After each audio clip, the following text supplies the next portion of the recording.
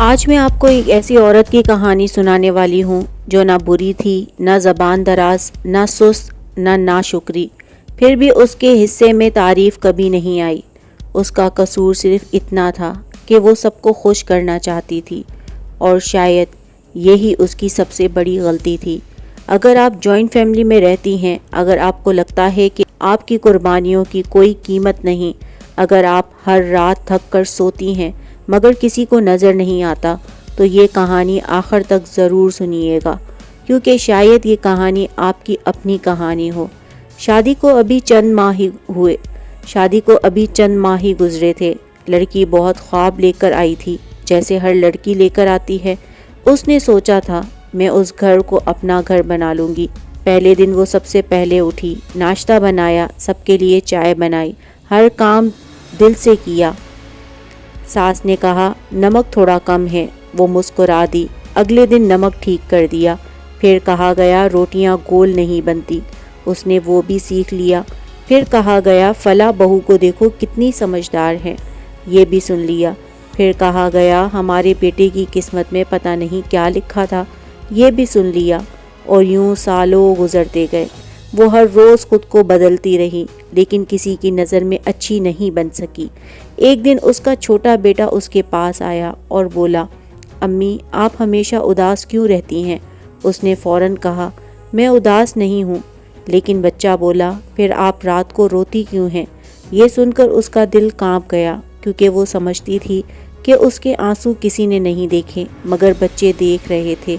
بچے ہمیشہ دیکھتے ہیں، وہ صرف ہمارے الفاظ نہیں سنتے، وہ ہماری خاموشیاں بھی پڑھ لیتے ہیں۔ اس رات اس نے پہلی بار خود سے سوال کیا، آخر میں کس کے لیے جی رہی ہوں؟ ساس کو خوش کرنے کے لیے، رشتہ داروں کو خوش کرنے کے لیے، لوگوں کی تعریف کے لیے، یا اللہ کی رضا کے لیے؟ اور یہی وہ سوال تھا جس نے اس کی زندگی بدل دی۔ پھر اسے حضرت مریم علیہ السلام یاد آئیں، جب پوری دنیا ان پر الزام لگا رہی تھی۔ اللہ نے انہیں ہر ایک کو جواب دینے کا حکم نہیں دیا۔ اللہ نے فرمایا خاموش رہو، اور اللہ نے خود ان کی سچائی ظاہر کر دی۔ سوچئے، اگر حضرت مریم ہر الزام کا جواب دینے لگتی تو کیا ہوتا؟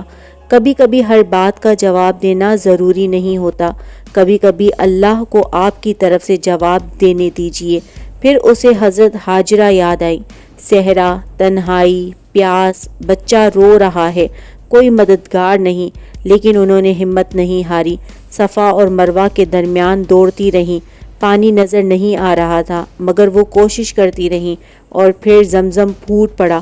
یہ دنیا کا اصول ہے، پانی وہاں سے نہیں نکلتا جہاں ہم چاہتے ہیں، پانی وہاں سے نکلتا ہے جہاں اللہ چاہتا ہے۔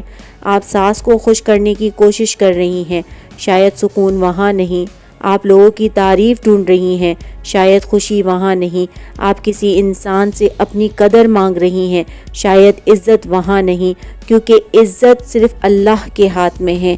ایک دن اس عورت نے فیصلہ کیا، وہ اب بھی اچھی بہو رہے گی، مگر خود کو مٹا کر نہیں۔ وہ اب بھی خدمت کرے گی، مگر اپنی عزت کھو کر نہیں۔ وہ اب بھی محبت کرے گی، مگر خود سے نفرت کر کے نہیں۔ اور جانتے ہیں سب سے حیران کن بات کیا ہوئی؟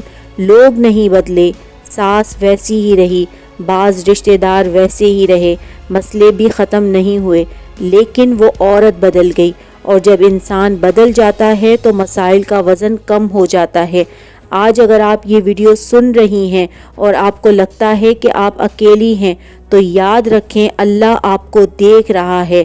ہر وہ روٹی جو آپ نے تھکن میں بنائی، ہر وہ آنسو جو آپ نے چھپایا، ہر وہ تکلیف جو آپ نے برداشت کی، ہر وہ رات جو آپ نے جاگ کر گزاری، اللہ سب جانتا ہے۔ اور اللہ کے ہاں کوئی قربانی ضائع نہیں ہوتی۔ لہٰذا لوگوں کو خوش کرنے سے پہلے اپنے رب کو خوش کیجئے، سب کی خدمت کیجئے، مگر اپنی روح کو مت ماریے۔ سب کا خیال رکھیے، مگر خود کو مت بھولیے، کیونکہ جو عورت خود اندر سے مر جاتی ہے وہ پورے گھر کو زندہ نہیں رکھ سکتی، اور جو عورت اللہ سے جڑ جاتی ہے وہ ٹوٹے ہوئے گھر میں بھی سکون پیدا کر دیتی ہے۔ اللہ آپ کے دل کو سکون عطا فرمائے، آمین۔